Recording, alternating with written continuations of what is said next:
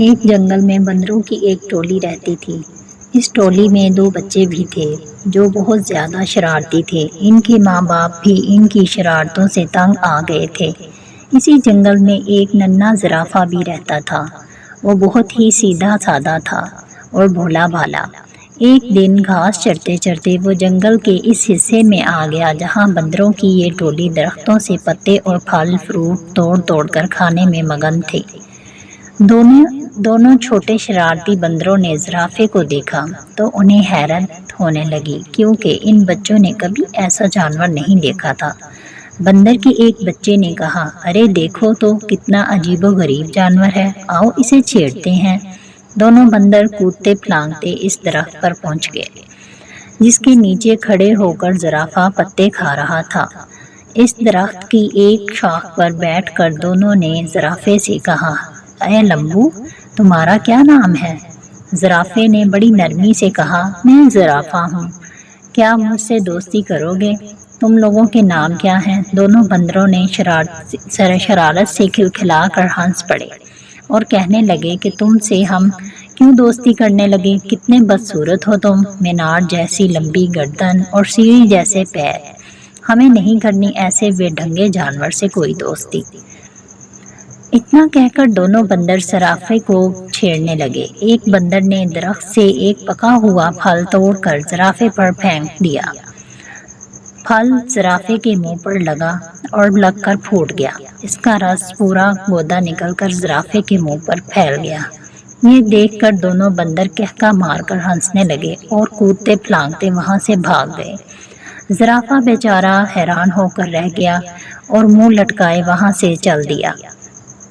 ایک دن دونوں شرارتی بندروں نے یہ طے کیا کہ وہ جنگل میں خوب دور تک اکیلے گھومنے کے لیے چلیں گے۔ صبح صبح جب باقی بندر سو رہے تھے، یہ دونوں شرارتی بندر چپکے سے نکل پڑے۔ کچھ ہی دیر میں وہ بندروں کی ٹولی بہت دور نکل گئی۔ جب انہیں زور زور کی بھوک لگی تو انہوں نے پیڑوں کے پتے اور پھل کھا لیے۔ انہیں اس طرح گھومنے پھرنے اور موج کرنے مستی کرنے کا بڑا مزہ آ رہا تھا۔ دوپہر ہو چلی تھی۔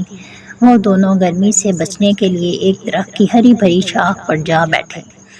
اس درخت کے نیچے ایک شیر آرام کر رہا تھا۔ پیڑ کے آس پاس ایک بڑا ہرا بھرا میدان تھا۔ میدان کے کنارے ایک ندی بھی تھی۔ بندر اس سہانے موسم منظر میں ایسے کھوئے کہ انہیں اس بات کا احساس ہی نہ ہوا کہ یہاں ایک شیر بھی موجود ہے۔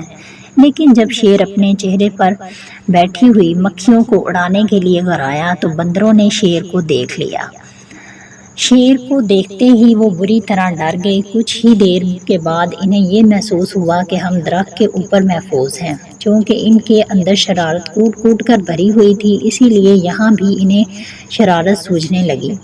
ان دونوں شرارتی بندروں نے آنکھ ہی آنکھ میں اشارہ کیا اور درخت کا ایک پھل توڑ کر نیچے گرا دیا۔ پھل سیدھا شیر کی ناک پر گرا۔ شیر نے غصے سے دھرایا، ادھر ادھر دیکھا۔ جب اس نے اوپر کی طرف دیکھا تو اس کی نظر بندروں پر پڑی۔ بندر کھی کھی کر کے ہنس رہے تھے، لیکن وہ زیادہ دیر تک نہ ہنس سکے کیونکہ شیر آپے سے باہر ہو گیا۔ اس سے گرج دار آواز میں دھڑاتے ہوئے کہا، کیا تمہیں معلوم نہیں میں اس جنگل کا راجا ہوں؟ فوراً اس درخت سے نیچے اترو، میں تم دونوں کو کھا کر اس گستاخی کی سزا دوں گا۔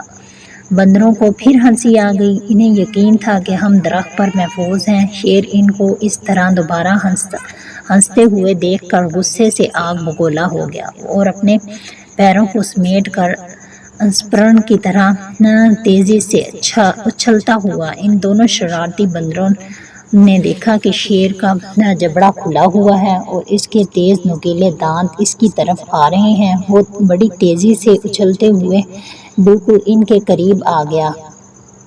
دونوں بندروں کے تو ہوش ہی اڑ گئے اور ان کی ساری شرارت دھری کی دھری رہ گئی اور وہ دونوں ڈر کے مارے ایک دوسرے سے بری طرح لپٹ گئے۔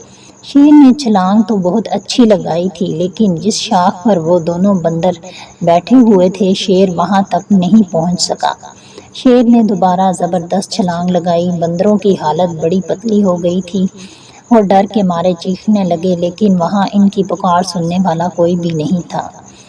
تو وہ اپنی ٹولی اور اپنے ماں باپ کی اجازت کے بغیر بھاگ کر آئے تھے۔ اس درخت کے آس پاس کوئی دوسرا درخت بھی نہ تھا کہ وہ چھلانگ لگا کر اس پر چلے جاتے، اور نہ ہی اس درخت پر کہ جس پر وہ دونوں بیٹھے ہوئے تھے اونچائی کی طرف کوئی مضبوط شاخ تھی جس پر جا کر وہ بیٹھ سکتے۔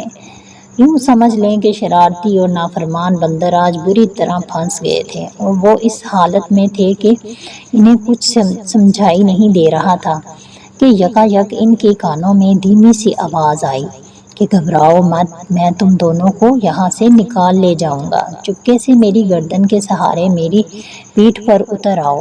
وہ کیا دیکھتے ہیں کہ ان کے ٹھیک اوپر درخت کے پتوں کے درمیان سے ایک زرافہ کی گردن نکلی ہوئی ہے، جس کا ان لوگوں نے کچھ دن پہلے ہی خوب مذاق اڑایا تھا۔ بندروں نے ایک دوسرے کو شرمندگی سے دیکھا کہ آج وہی زرافہ ہماری جان بچانے کے لیے تیار ہے۔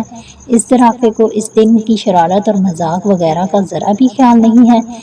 دونوں بندروں نے اپنی نگاہیں نیچی کر لیں۔ زرافے نے کہا، میرے دوستو، جلدی کرو، اگر شیر نے مجھے دیکھ لیا تو ہم تینوں کو کھا جائے گا۔ بندر اب ڈرتے ڈرتے زرافے کی گردن پر پھسلتے ہوئے اس کی پیٹھ پر سوار ہو گئے، اور زرافہ انہیں لیے ہوئے تیز رفتاری سے وہاں سے کھسک گیا۔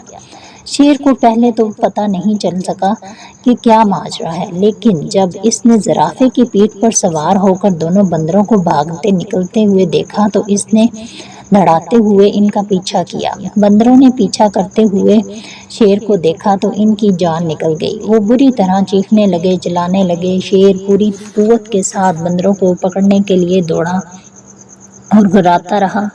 زرافے نے بندروں کو سمجھایا کہ ڈرنے کی کوئی بات نہیں، اب تم دونوں بالکل محفوظ ہو۔ شیر مجھے کبھی نہیں پکڑ سکتا، اور سچ مچ ہوا بھی یوں ہی۔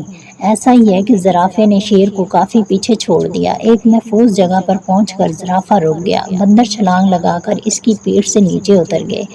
تب زرافے نے ان دونوں سے کہا، اس دن تم دونوں نے میری لمبی گردن اور میری ٹانگوں کا مذاق بہت اڑایا تھا، لیکن آج دیکھ لیا نا کہ اسی کی وجہ سے تم دونوں کی جان بچی ہے۔ لمبی گردن کی وجہ سے ہی میں تم دونوں کو دور سے دیکھ سکا اور درخت سے تم کو اتار سکا، اور لمبی ٹانگوں کی وجہ سے تیز دوڑ سکا۔ بندر اس پر کیا کہہ سکتے تھے؟ دونوں نے شرم کے مارے اپنی اپنی گردنیں جھکا لی اور خاموش رہے، اور ان کی یہ حالت خاموشی اور شرمندگی کو دیکھ کر زرافے نے ہنستے ہوئے خود کہا کہ چلو چھوڑو، ان باتوں کو بھول جاؤ، پچھلے قصے کو، اور اب آج ہم تم دوست ہیں، تو دوست بن کر میرے ساتھ روزانہ کھیلو گے نا؟ زرافے نے کہا۔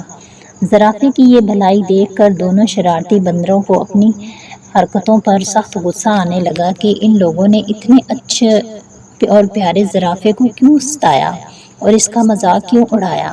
اب ان دونوں کے درمیان اچھی دوستی ہو گئی تھی، اور اس نے زرافے سے معافی مانگ لی۔ زرافے نے کہا کہ دوستو، میں نے آپ لوگوں کو معاف کیا۔